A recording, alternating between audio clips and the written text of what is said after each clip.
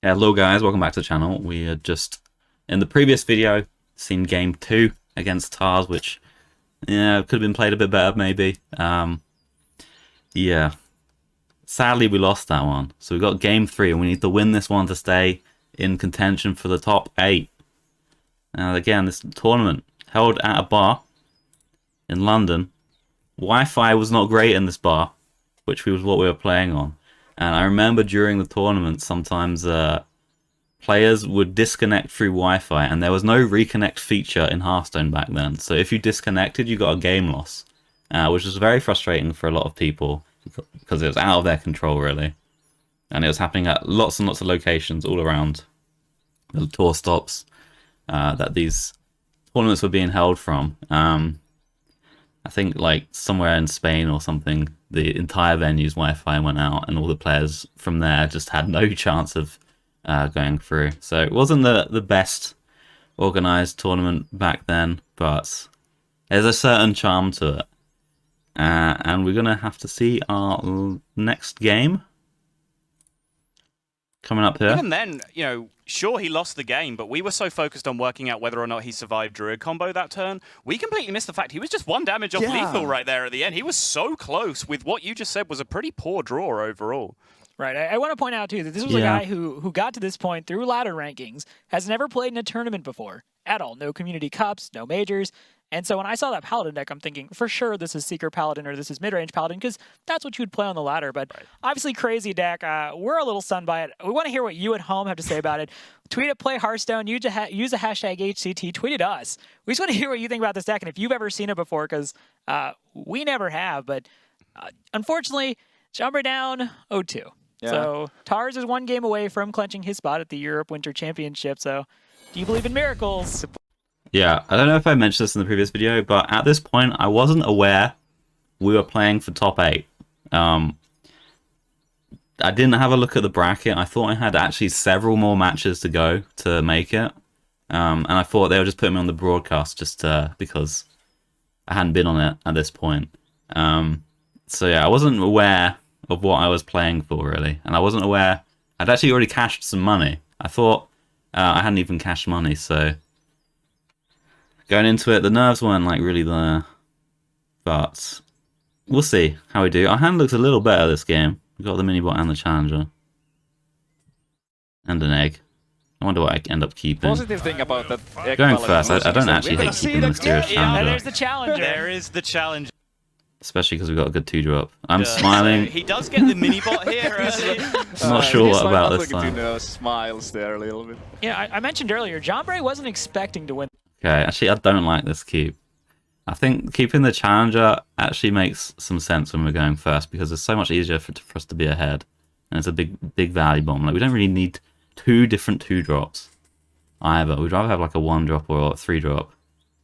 So 2016 Jambre, don't like your mulligan. I think that keeping the 6 actually makes sense. Win this, right? He basically said, I'm going to go as far as I can in not this. Happy he's about already it. made it to the point where he has made some money. He's made $2,500 at this event, and he's smiling. He is just all smiles. He's having a great time. How do you not smile if you're playing Egg Paladin and you make 2,500 doing so? Yeah, I think keeping the Nerubian egg was really bad. I should have probably just kept the mini-bot and the challenger. I don't know. I'd be smiling. Yeah, me too. Again, I hope there's videos somewhere of the rest of these matches he's played, because I desperately want to watch them and see how those games went. But Tars, all business. He's been very stoic throughout these games, and again, very much concentrating, eye on the prize. Jambre's having a little bit more fun, but we see the mini-bot versus mini-bot. Yeah, opening, both players dropping mini-bot. Coin mini-bot answered by a mini-bot. Bring on standard, I suppose, is the answer. Oh, shield's failing. Yeah, Tars' hand is pretty much the nuts right now. But Jambre also curving out pretty nicely. That egg, he needs an activator for it. If he finds one, it's really healthy. How do you feel, Savitz, about going for the Noble Sack Avenge play this turn over just the regular play with the Hornet Creeper? That's interesting. That's actually quite powerful. But there is always that risk that there's silence somewhere. So maybe it's a little bit too risky, because the silence would effectively take out both the Divine Shield. It's kind of interesting Tars trading here. I guess he's playing around Mustafa Battle a little bit. Not like massively, because then I could I can still like trade the Haunted Creeper and Muster for battle the 1/1. Don't end up having that. I think a lot of the problem here is my mulligan And the has Avenge caused buff. me to have Elven Archer? this What am I watching? awkward No turn. way. Just no. Yeah, I've got an Elven Archer in the deck. As a one-off, again, I was just trying it out because you can shoot your own dragon egg to make a 2/1. So I was like, why not? Why not? Elven Archer. But yeah, not great in the deck overall. No way. Is this... Did he just start playing Hearthstone like last week? Is that why that's in there? Just doesn't have a replacement for Elven Archer? Like, this is... Bit rude, Robert. I've been playing Hearthstone for 2 years at this point. nuts. It could be another activator for egg. For the dragon egg that makes the 2/1. I don't even. Sure. I mean, Okay, what? Jambre is the hero we deserve. I'm still baffled. That is a real-life Elven Archer that was not summoned from a Dark Peddler. That is in his deck. You're not I watching can't Arena. believe my eyes. I can't believe my eyes right now. What is happening? This is just baffling stuff right now. This deck is just so exciting. No idea which card he's going to draw next. It just could be anything. Stormpike Commando next turn. Why not? All right, so question to you guys, beginning with Sotto here. You're in a tournament. Right. You've played all the way up to top 16. You're very focused on winning. And then you see this deck. What is your reaction? Yeah, I was going to make a comment on that earlier when I was asking Savitz about the double secret play, and he said, you're not sure whether there's going to be a silence, etc. That's the point. Like, you don't know how to react to this deck. You're worried about taking risks because you don't know what to put your opponent on. There's just kind of all sorts of craziness going on here, and Competitive Spirit just goes off there procking on a solo egg. Like, what? How do you react to this? Okay, I think this is probably the right play to Kings here. Noble Sax is mega punishing, sadly. Can't do too much against it.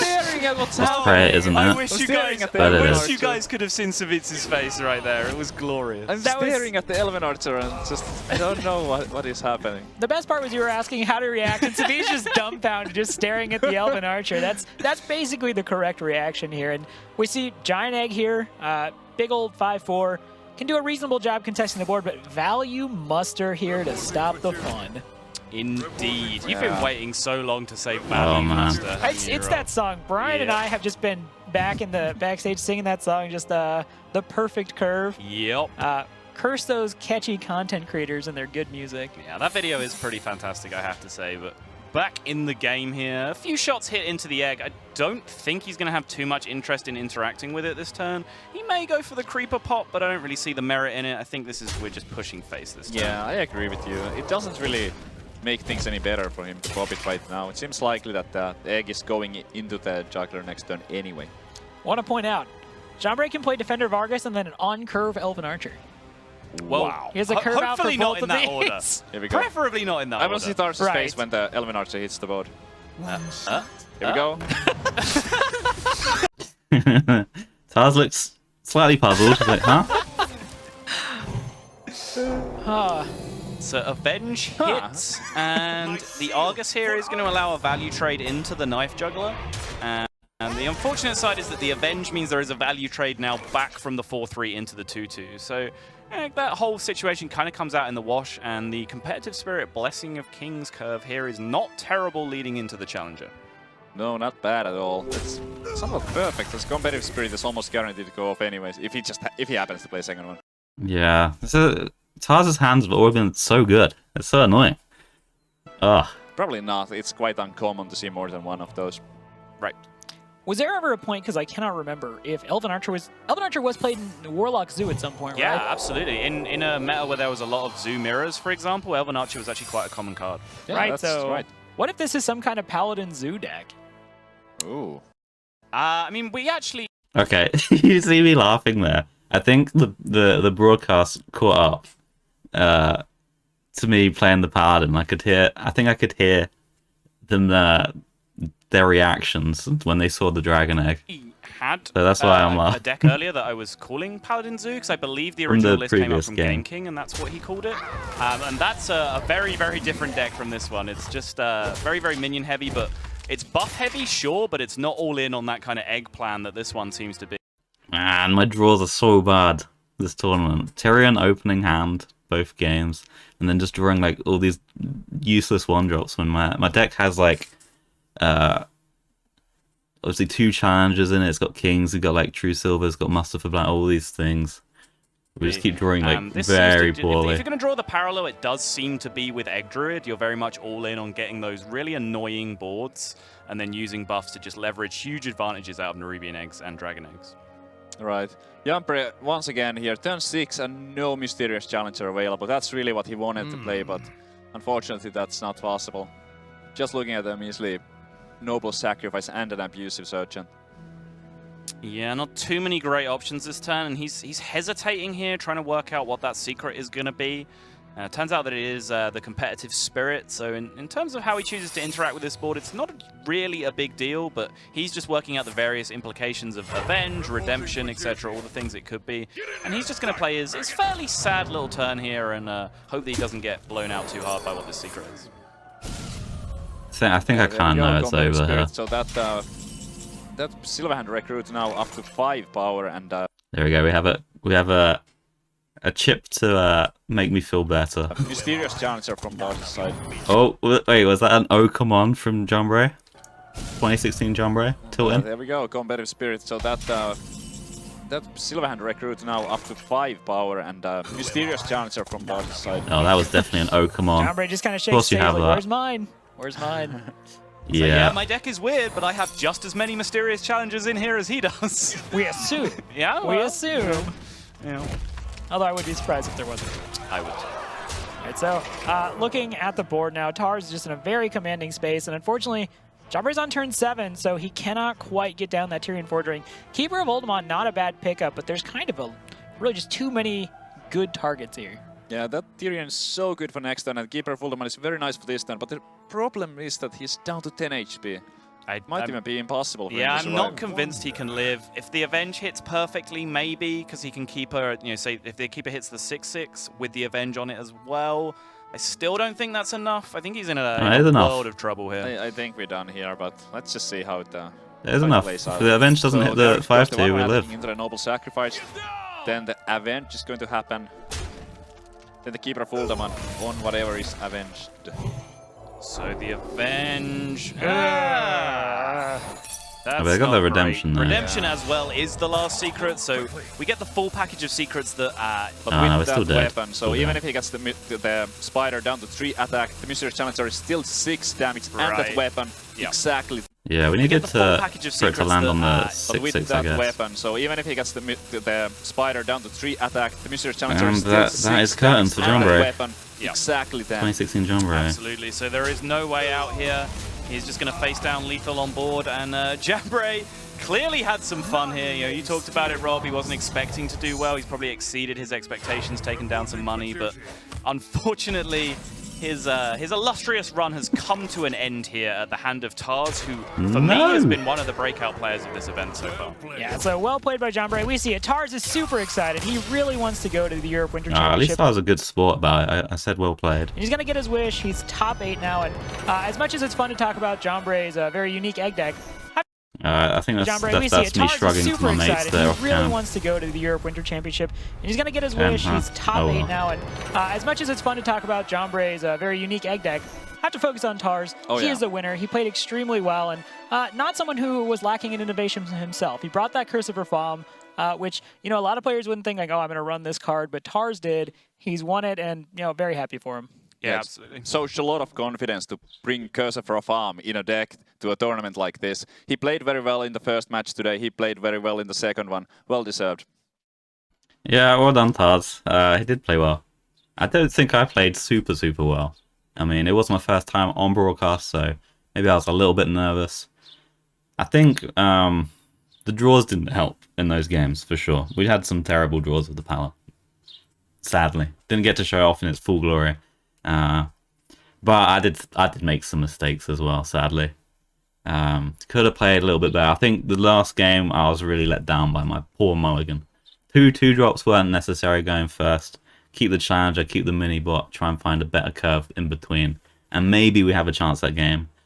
We'll see. Tars' hand was very exceptional. One more thing to tell you about this tournament. Once this match was done, Someone actually posted onto Reddit a Jambre appreciation post. We can see it here. Jambre deck appreciation post. I have no idea if he's going to win, but it appears he's playing Ed Paladin. Everyone going a bit crazy over this.